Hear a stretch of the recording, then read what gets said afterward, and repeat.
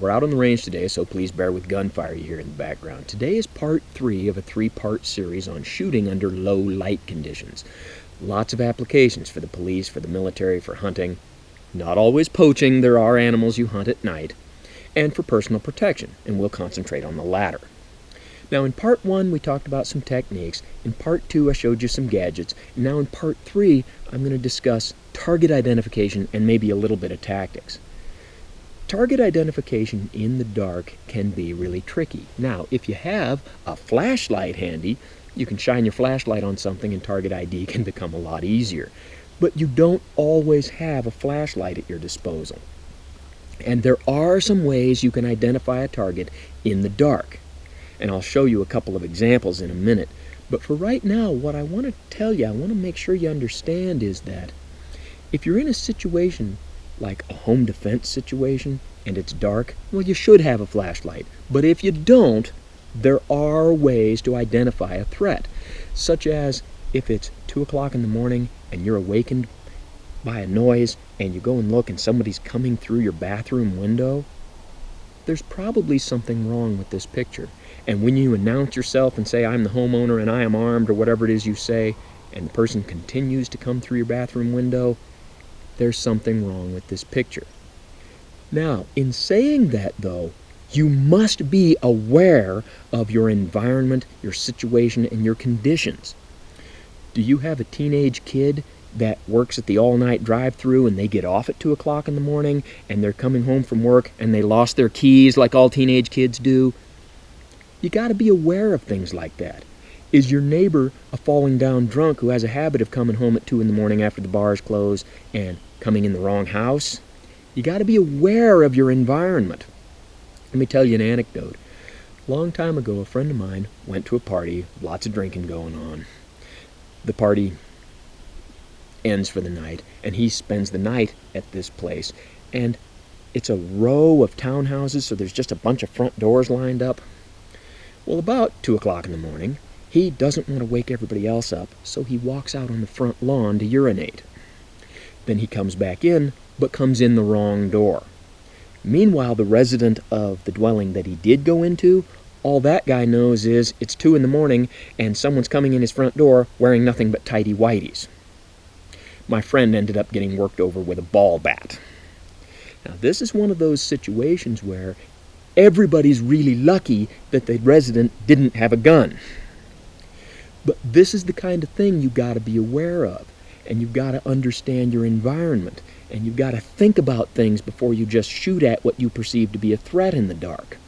And quite often you're only going to have a couple of seconds to make that kind of decision, and you've got to make the right decision. Let me tell you another anecdote. Here just a few months ago, at the magic hour of 2 o'clock in the morning, I was asleep and I was awakened by my dogs frantically barking. And if you live with dogs, you understand the difference between the hello bark and the something is very wrong bark. This was the latter.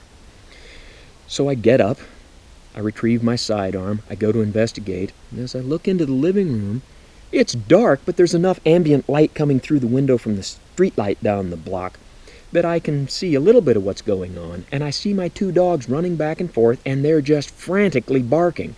Something is really wrong. Well, I had about 1 second where I thought, there is an intruder in my house. And before I could even complete that 1 second thought, I heard the unmistakable sound of a possum growling.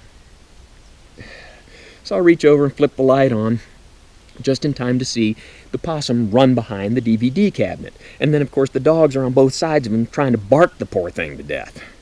So I end up having to get them out of there, capture him, take him outside, and let him go. This is the kind of thing that happens, and you've got to be aware of your surroundings, aware of yourself, and keep your head. Because quite often, it's going to be a possum, or your teenage kid who lost his keys, or some other ridiculous thing. Those things are going to happen probably more often than the boogeyman. Keep that in mind. But let's say you saw a creepy guy in your backyard while it was dark, but there's enough ambient light that at least you can see him being creepy. You might see him being creepy and challenge that guy. Halt! Who goes there?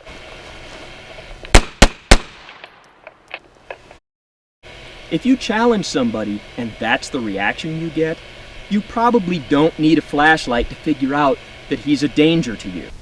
Okay, let's shift focus and say that you're out on public land. And let's also say that I'm no longer creepy, I'm just me. In a case like that, shouting challenges like "Halt, who goes there" might not be the best way to go, especially if you've seen something that's a cause for concern, but it has not yet revealed itself to be a cause for alarm. In a case like that, about the best target identification device you could ever have is a flashlight. And I've said this before and I'll say it again, firearms mounted flashlights are good, but for concealed carry I'd really recommend that you use a firearms mounted flashlight in addition to a handheld, not instead of. And on public land, if you see something that doesn't quite look kosher to you, rather than do something like shine your flashlight in somebody's eyes and say, "Who's there?" You know, you might be better off to shine your flashlight down about knee level and say, "Hey, is something going on? Hey, is somebody over there?" Just keep it low key. You don't want to become the threat to somebody else that really isn't doing anything wrong. And remember, if you're shining your flashlight down like this and it does become a cause for alarm, that just does not take very long to do. Okay, so we've seen that under low light conditions, if you know your environment, keep your head, and use the right techniques, you can do a lot of target ID without having to illuminate it. But there's no question that the best gadget for target illumination is a flashlight. And let me reiterate, for concealed carry, I would say firearms mounted flashlights should be in addition to a handheld, not instead of. Now, I want to cover one thing about tactics, and that is the technique of flashlight on, shoot, flashlight off, move, all one fluid motion. Now that sounds really cool when I say that. Flashlight on, shoot, flashlight off, move, all one fluid motion. But the reality is, in the dark, I can easily do that on this nice smooth gravel surface of this range. But in real life, who knows what conditions you're going to be under, and trying to move you might end up just falling down. There's also the thing of, in citizen-involved shootings, they're usually at very close ranges, and they last for a duration of single-digit seconds. Using any kind of tactics is actually kind of rare. But I would still say that that technique, flashlight on, shoot, flashlight off, move, is something you should practice. And the one big thing I'd tell you is, when you move, move left to right, don't move straight back. That won't really do you any good. But anyway, let's give that a try.